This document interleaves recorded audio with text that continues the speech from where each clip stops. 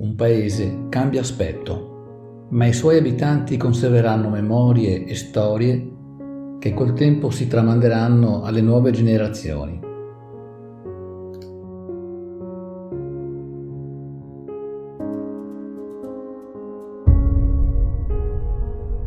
È la storia dell'asilo parrocchiale che dal 1959 ha accolto bambini per decenni e che oggi, adulti, passando per via Centa, non vedranno più con nostalgia il luogo dei loro primi passi verso il mondo esterno.